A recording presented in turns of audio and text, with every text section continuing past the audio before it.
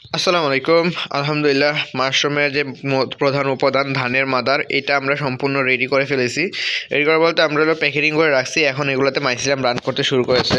যদি আমি আপনাদেরকে একটু কাছের থেকে দেখাই তাহলে দেখবেন যে এটাতে আস্তে আস্তে অল্প অল্প এই যে সাদা সাদা দেখা যাচ্ছে, এই যে সাদা সাদাগুলোই হচ্ছে রেগুলার মাইসিলিয়াম।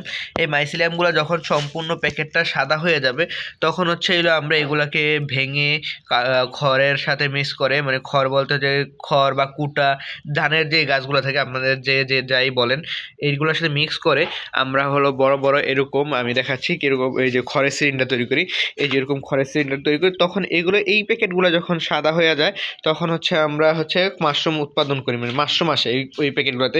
কিন্তু আপনি যে ধানের মাথা থেকে মাশরুম বের করছেন ওইটা বের করা সম্ভব না, কারণ ধানের মাথা থেকে মাশরুম বের হয় না। আপনার ধানের মাথাটাকে খড়ের সিলিন্ডার তৈরি করার পরে তারপর হচ্ছে আপনার মাশরুম তৈরি হবে। যেমন এই যে এইগুলো এই সেটেরগুলোতে একটু তাড়াতাড়ি তৈরি করছিলাম, এগুলো প্রায় অলমোস্ট রেডি হয়ে গেছে, প্রায় সম্পূর্ণই সাদা হয়ে গেছে। এগুলো ধরেন আর 6-7 দিন পরে আমরা কেটে দিলে মাশরুম বের হওয়া শুরু হবে, মানে খড়ের সিলিন্ডার তৈরি করার পরে আমরা মাশরুম বের হওয়া শুরু হবে। তো আমরা এবার পর্যাপ্ত পরিমাণ ধানের মাদা তৈরি করছি। দেখেন এখানে প্রায় আপনার 300 ধানের মাদার, মানে 300 বলতে হচ্ছে আপনার আর প্রায় এখানে 3 মণ ধান দিয়ে তৈরি করা হয়। 3 মণ বলতে আপনার 120 কেজি ধানের মাদার আছে এখানে, যেগুলো দিয়ে প্রায় আমরা 600 থেকে 600-র মতো খড়ের এই যে এরকম বড় সিলিন্ডার তৈরি করতে পারে। আর যে একটা খামার যদি খড়ের 2 কেজি ওজনের 600 সিলিন্ডার থাকে, এখান থেকে মিনিমাম আপনার 400 থেকে 500 কেজি মাশরুম উৎপাদন করা সম্ভব। তো আমরা সর্বোচ্চ চেষ্টা করছি যে আমরা সর্বোচ্চ মাশরুম উৎপাদন করবো এবার।